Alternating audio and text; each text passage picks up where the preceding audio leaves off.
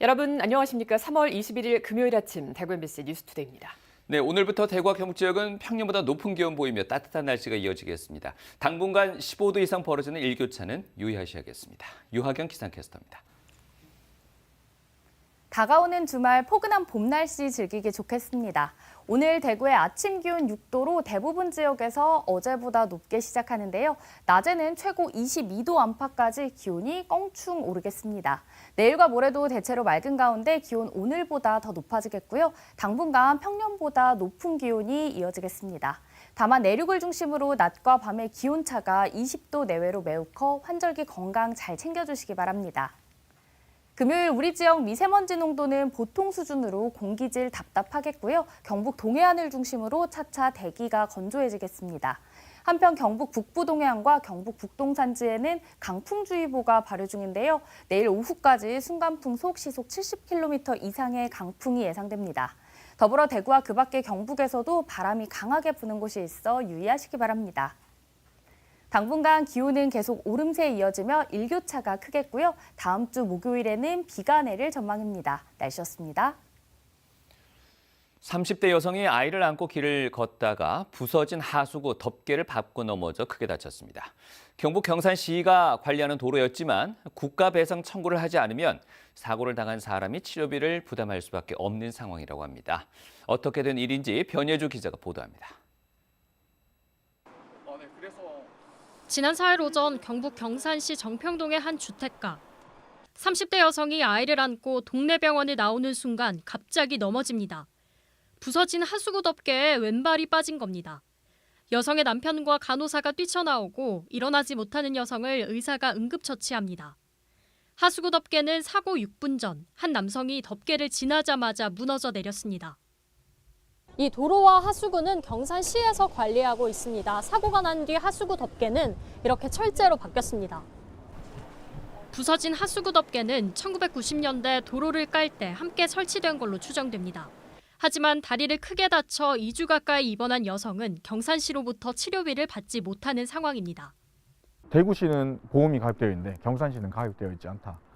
그렇게 말씀하시고는 국가 배상 청구하시라. 그렇게 하고는 일단 전화가 끝이었어요.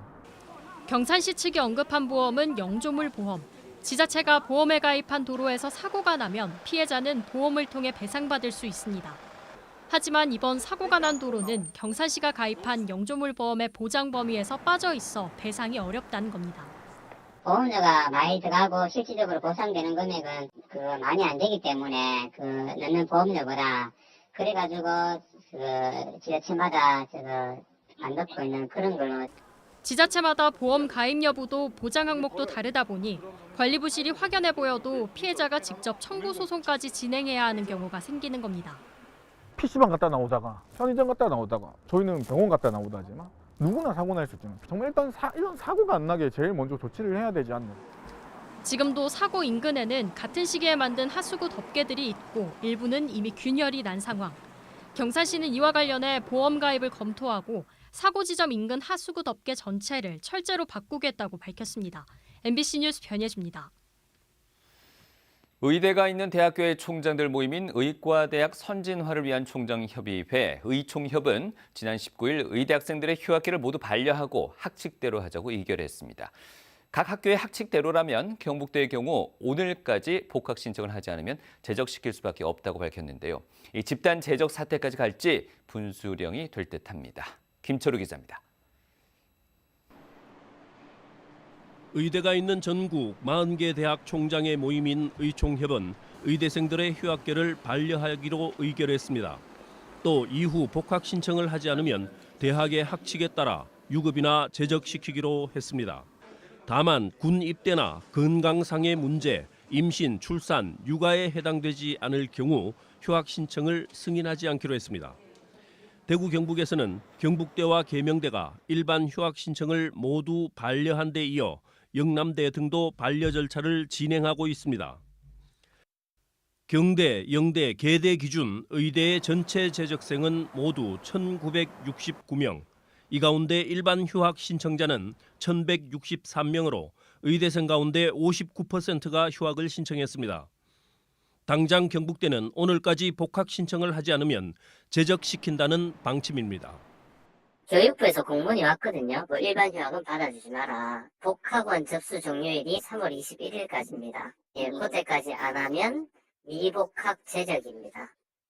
경북대를 제외한 나머지 대학들은 학칙에 따라 다음 주 또는 이달 말까지로 복학 시한을 정해두고 막판 설득에 나서고 있습니다. 이번에 복학 안 하게 되면 이제 수업 진행 자체가 지금 어려워진 상황이 돼버리니까 최저 통첩 비슷하게 지금 계속 안내하는 거. 교육계에서는 진작에 정부가 유연한 자세를 보이지 않은 것을 안타까워하면서도 의대생들도 이제는 교육 현장에 돌아와야 한다는 의견들이 나오고 있습니다. 경북대 의대생들의 복학 여부와 대학 측의 대응 여부가 이번 휴학계 반려 사태의 분수령이 될 것으로 보이는 가운데 학교와 학생들 간의 긴장감이 높아지고 있습니다. MBC 뉴스 김철우입니다. 자, 오후부터 1시간 동안 민원실을 닫는 점심시간 휴무제가 대구 곳곳에서 시범 운영되고 있습니다.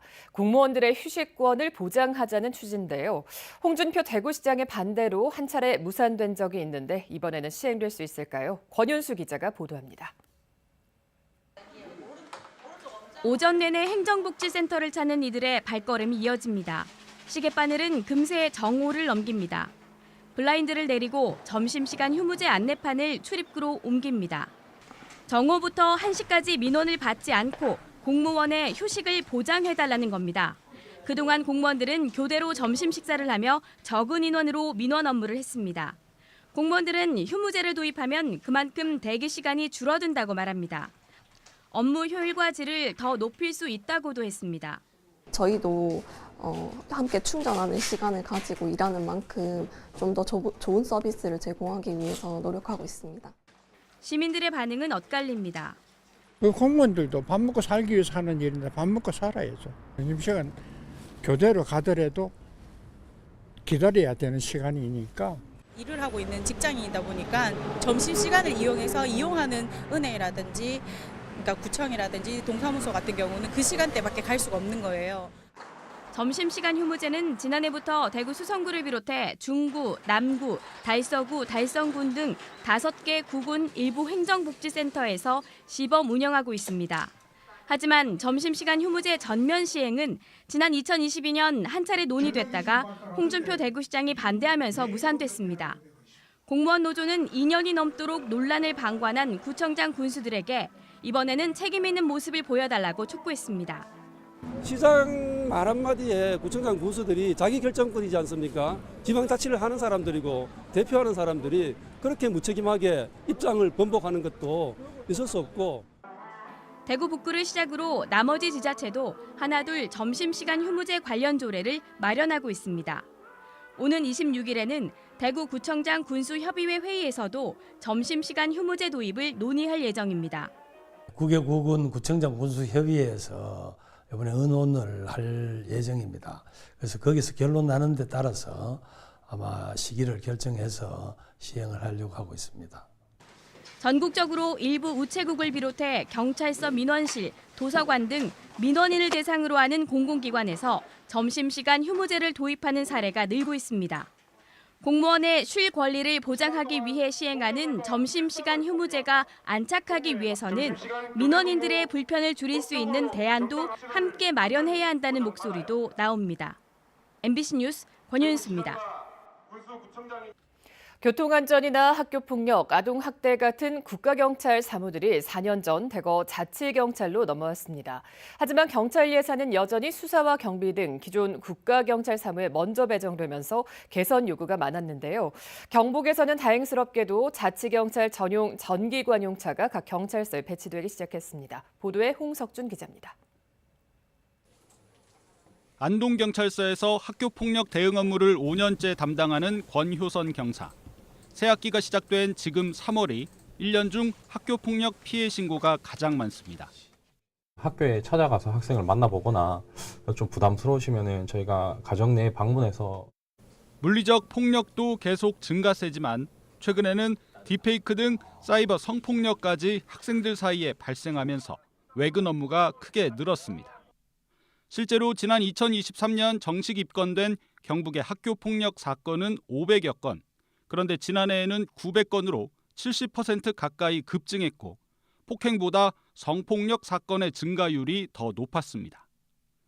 미성년자를 상대로 한 업무 특성상 경찰서 소환보다는 경찰관이 현장을 직접 찾는 일이 많지만 차량 지원은 수사나 경비 등 기존 국가경찰 업무에 밀려서 뒷전인 실정입니다. 전담 차량이 많이 부족해서 현장에서 어려운 일이 많았습니다. 피해자 보호 활동 하시는 분들이 다수가 계신데 또 한 팀이 나가면은 또 저희가 또 나가야 되는 경우가 있고 그래서 개인 자차를 이용한 적도. 일선 현장에 이런 어려움을 덜고자 경상북도 자치경찰위원회가 자치경찰 전용 전기차 6대를 마련해 포항, 구미, 안동 등 비교적 규모가 큰 도내경찰서 6곳에 전달했습니다. 교통안전과 학교폭력, 아동학대 등 2021년 자치경찰로 이관된 경찰 사무에 전담 배치됩니다. 이번에 전달된 차량들은 일반 경찰차보다 내부가 다소 넓은 차종들로 선택됐습니다. 성폭력 피해자, 가정폭력 피해자들의 이동 상담실로도 활용되기 위해서입니다. 하반기 추경 예산이 확보되면 도내 나머지 경찰서까지 확대될 예정입니다. 아무래도 경찰에서 이제 수사가 조금 이제 이렇게 좀 우위에 있고 범죄 예방이 조금 이제 뭐 밀린다 할까요? 그런데 그러다 보니 지원이 좀 약할 수가 있는데 그걸 우리 자치경찰위원회에서 이제 보완하는. 문제는 자치경찰의 고질적인 예산 부족 문제가 치안 서비스의 발목을 잡고 있다는 점입니다. 이번에 마련된 전기차들도 예산 부족 탓에 한 대당 1,500만 원을 주고 임차한 차량들입니다. 주민 밀착 치안을 내세우며 출범한 자치경찰. 4년이 흘렀지만 여전히 풀어야 할 숙제는 많아 보입니다. MBC 뉴스 홍석준입니다.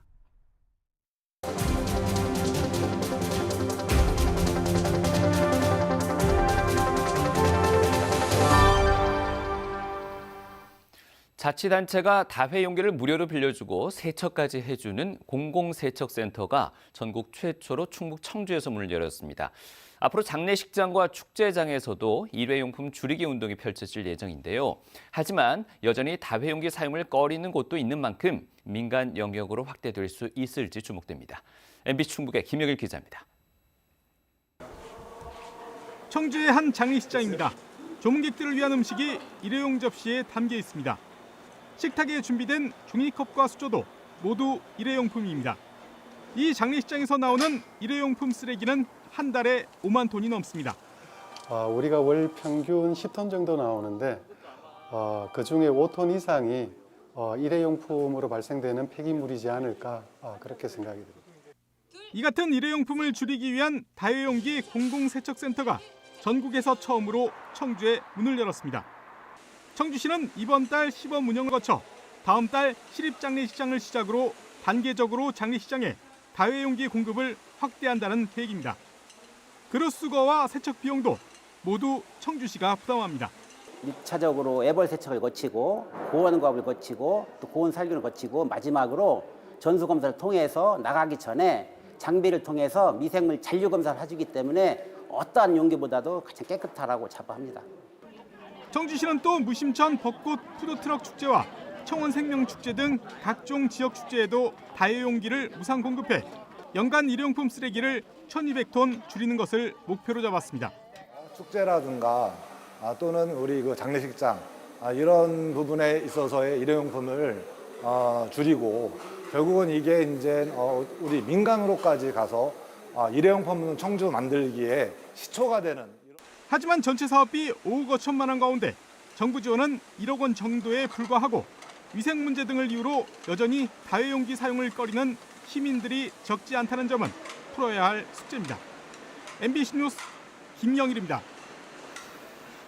최근 국내에서 운행 중인 버스들이 빠른 속도로 전기차로 대체되는 추세입니다. 전기 승용차뿐만 아니라 전기 버스에 대한 화재 우려도 높아지고 있는데요. 전기 버스 화재 진압 장치 현장 테스트가 국내에서 처음으로 열렸습니다. 부산 MBC 이만은 기자입니다. 대형 전기 버스에서 불꽃이 피어오릅니다. 버스 천장 쪽 배터리에서 시작된 화재는 불과 10여 초 만에 맹렬한 기세로 번지고 시커먼 연기와 함께 유독가스가 주변을 가득 채웁니다. 화재 발생 4분. 전기버스용 화재 진압 장비가 투입됩니다. 강철 드릴로 천장에 구멍을 뚫은 뒤 소화액을 배터리 내부에 직접 분사합니다. 배터리 팩 내부로 직접 투입된 소화액이 배터리 온도를 급격히 떨어뜨리고 금세 불꽃이 사그라듭니다. 진화까지 걸린 시간은 5분 남짓. 재발화할 가능성에 대비해 5분을 더 지켜봤지만 이상이 없었습니다. 제가 여러 번 테스트를 해본 결과 5분 정도 이내면서 충분히 소화가 되었고요. 재발화 방지를 위해서 저희는 10분 동안 계속 이렇게 소화수 공급하는 것을 추천을 드립니다. 전기버스 제조사는 화재 안전성을 강화하기 위해 무인 진화 시스템 등도 검토 중입니다. 제조사로서 어떤 사회적 책임을 다해서 또 소방대원의 안전도 보장할 뿐만 아니라 소화 시간을 단축하여 또 재산성 피해와 또 국민들의 어떤 안전을 좀 기여할 수 있는 측면이라고 보시면 될 것 같습니다. 국내 전기버스 등록 대수는 매년 빠른 속도로 느는 추세입니다. 2023년 한 해에만 2,800여 대가 신규 등록했고 이 가운데 절반 이상은 중국산이었습니다. MBC 뉴스 이만흥입니다. 대구 경북지방 중소벤처기업청이 고환율과 트럼프 위기 관세 조치 등 대내외 상황에 대응해 수출 지원 방안을 발표했습니다. 우선 대경중기청 수출지원센터 안에 미국 관세 조치에 대응하는 애로신고센터를 설치 운영합니다. 센터는 지역 수출 기업의 피해 사례를 상시 접수하고 중소벤처기업진흥공단, 기술보증기금 등의 유관기관 수출 지원 정책을 안내합니다. 또 수출 다변화를 추진하는 중소기업에 대해서는 정책 자금 평가 절차를 간소화합니다.